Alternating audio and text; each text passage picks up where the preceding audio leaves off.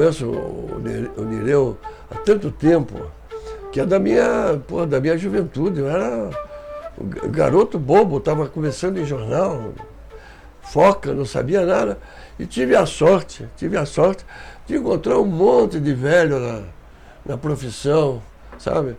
Porque aquele velho jornalismo ainda na boemia, que isso tudo acabou, né? O Nireu representa muito tudo isso dele, sempre alegria, esse lance da festa, de tocar, né? O Ivo Arjua era o prefeito e ele era consultor jurídico do Departamento de Urbanismo. Naquele tempo não tinha secretaria. Como eu tinha amigos muito mais velhos, que era tudo boêmio, era o Paulo Lépica, o José Loyola de Lima, que eram meus colegas, o Renato Ribas, que era lá piano, todos eles eram amigos do Nireu Teixeira. Um grande boêmio, caixinha de fósforo, depois, sabe, ele tinha uma orquestra, né, nas músicas, caixinha de fósforo. Era um baita tocador de caixinha, se não era o melhor tocador de caixinha que eu já vi também.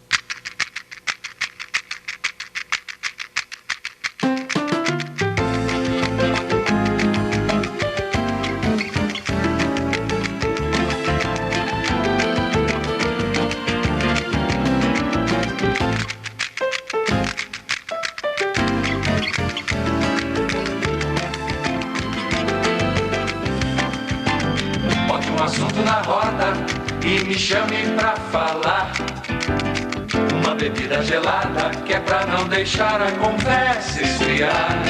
Chegando a madrugada, tudo que eu quero é samba numa caixinha afinada até o dia clarear. Bote um assunto na roda e me chame pra falar. O ano é mais ou menos 66 ou 67.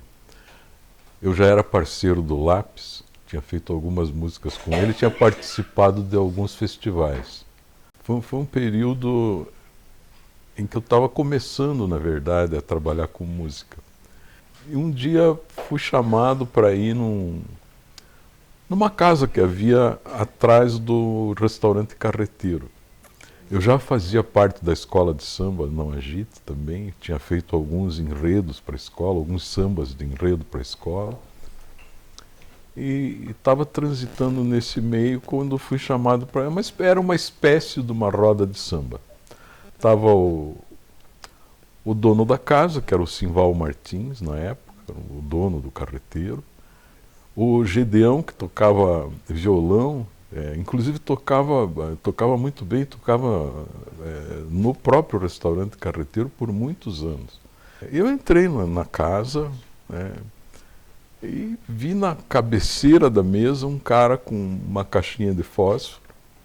Ele tocava a caixinha de fósforo em cima da mesa. Eu achei aquilo interessante, me interessei, né, pelo jeito como ele tocava a caixinha de fósforo. Esperei ele terminar aquela música e tal. E perguntei, eu posso tocar junto com você, né? Porque eu também toco, só que eu toco de outro jeito. Vamos ver se a gente faz uma dupla aí. O Gideão continuou tocando um samba, o Nireu tocou a caixa de fósforo do jeito dele, eu toquei do meu jeito e a gente conseguiu uma conversa boa de caixinhas de fósforo. Foi a nossa primeira conversa. A caixa de fósforo exige muita criatividade, muito improviso, muita humanidade. Coisas que um computador não pode oferecer. Modestamente eu me incluo entre os privilegiados que sabem tocá-la. E isso tem me dado momentos de grande satisfação. Já estava no tempo de alguma instituição cultural, dessas tantas que andam por aí, se dedicar ao estudo de um dos instrumentos fundamentais para a música popular brasileira. Aquele sem o qual não teríamos a obra de Noel Rosa, Lupicínio Rodrigues e Adoniran Barbosa, para citar apenas 3 dos mais importantes compositores de nossa terra. Caixinha de fósforo desde sempre, desde que eu me conheço por gente. Desde pequenininha. O pai tocava caixinha de fósforo. E daí punha, como a Doris fez aqui, punha um para afinar, que eu não sei se ele estava brincando ou ele fazia sério. O som saía melhor. Fazia Tem que ser 32, era 32, daí punha um palitinho do ladinho aqui para o som sair. Ele deixava uma frestinha, ele me ensinou isso. Deixava frestinha para fazer fazer o som sair da caixinha. Ele tinha uma diferença de idade para mim, né, mas que não atrapalhava em nada assim, a nossa conversa. A nossa conversa sempre foi muito boa e sempre, quase sempre em torno da música. Às vezes em torno da política e de outros assuntos que interessavam a ele, que ele estava vivendo naquele momento. E em relação à prefeitura, o pai entrou com 12 ou 14 anos. Trabalhava ajudando o engenheiro a medir rua. Então, na prefeitura, ele tem uma carreira antiga. Culminou como chefe de gabinete do Jaime, né? Mas ele tem história na prefeitura.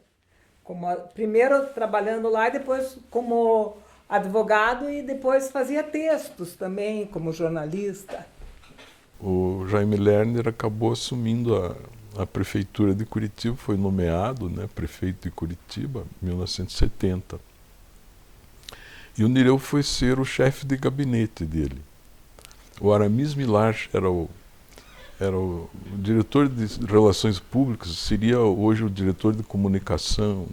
O Solda, que está nos ouvindo aqui, foi até um dos funcionários mais dedicados desse momento, junto com o Jamil Snege, né? Era uma dupla incrível, assim. Eu sempre admirei muito a agilidade mental do Nireu, a capacidade que ele tinha de transformar qualquer caos numa linda história, né? Ele era um grande contador de histórias. Sempre gostou de escrever. Escrevia contos, participou de algum concurso alguma vez ou outra. Mas depois ele começou no jornalismo, né? Que naquela época não precisava de curso. O pai é advogado, mas trabalhou em jornal desde moço. Naquela época foi uma modernidade no jornalismo, sabe, o tipo de matéria. Depois do Jornal do Brasil já era uma fase que estava surgindo também o Jornal da Tarde. Então, eu ia cobrir um torneio de truco, imagine. Com todo aquele folclore que cerca, todas aquelas pessoas diferentes, que eram 3 seleções, Curitiba, Lapa e Ponta Grossa, que iam disputar um troféu. E aí com vários jogadores. Pô, eu não sabia jogar truco, né? Nunca soube. Não. E aí ele me ensinou como ele ia participar. E aí fomos lá para o Bar do Juarez, e aí ele, para eu poder entender o que estava acontecendo, eu tinha que saber as regras. E aí, pá. O pai trabalhava na Câmara, trabalhava no jornal, trabalhava na prefeitura. 3 empregos. Para bancar tudo. Mas sempre gostou de ler, sempre leram muito, a gente sempre tinha muito livro, não podia ter aniversário e Natal sem ganhar livro, né? Ele e minha mãe sempre deram, então a gente sempre foi estimulada. E o pai ficou muito amigo do Guignone. Eles eram novos, eles contam que eles se reuniam, encontravam no Guignone. E o Guignone dava os livros de presente para eles. Tanto que o nome da rosa do Drummond, ele ganhou do Guignone. Posso ler aqui? Esse Espeto Corrido é um livro feito à traição. Amiga traição de gente que se empenhou para colocar as histórias de Nireu Teixeira ao alcance de todos aqueles que têm Curitiba pulsando no peito.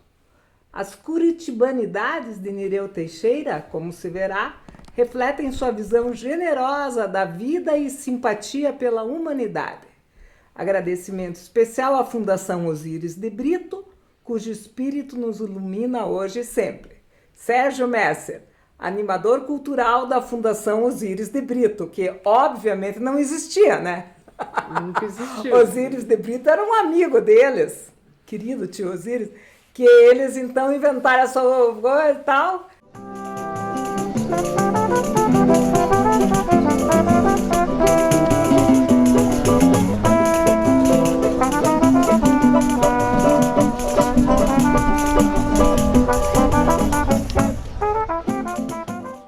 Tocava pandeiro também. Tanto que ele ia no palco do Chorinho, que tem a estátua do pai ali, é porque ele sempre teve o grupo do Chorinho que toca ali na feirinha, né? Na feirinha do Largo.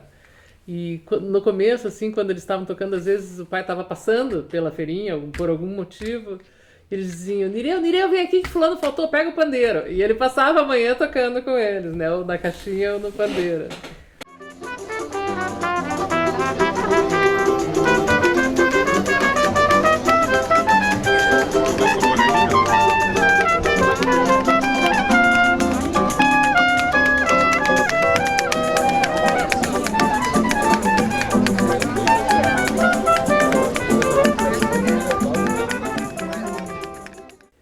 Reza a lenda que no Rio ele acompanhou Caymmi uma vez. Ah, isso é currículo. Quando eu esteve no Rio de Janeiro, deu show no Rio, né? Imagina. Aliás, os sambistas daqui, sempre quando iam para o Rio de Janeiro, davam um show, né?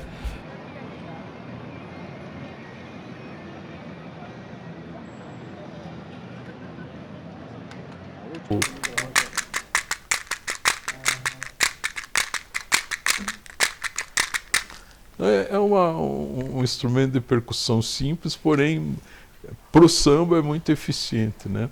Eu vejo o velho lá naquele banquinho lá, eu digo, dá vontade de bater um papo com ele lá, viu? Principalmente sobre futebol, que ele era coxa branca.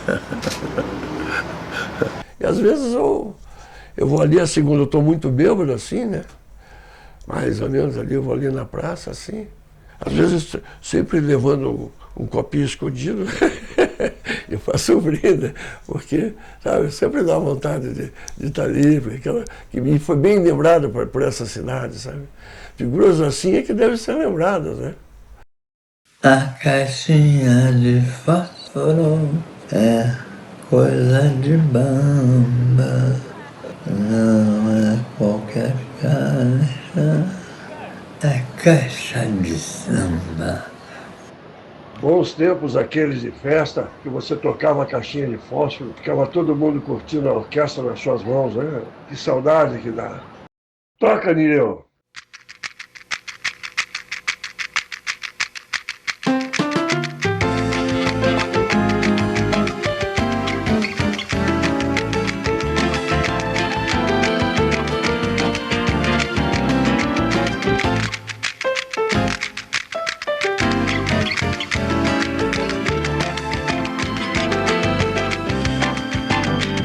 Assunto na roda e me chame pra falar.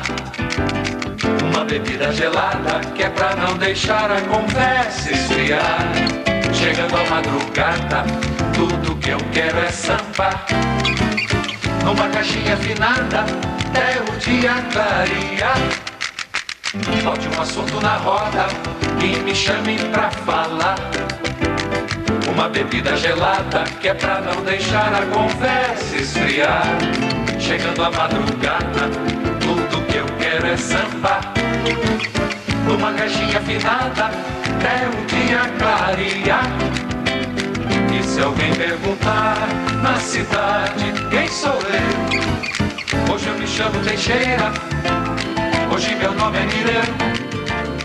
E se alguém perguntar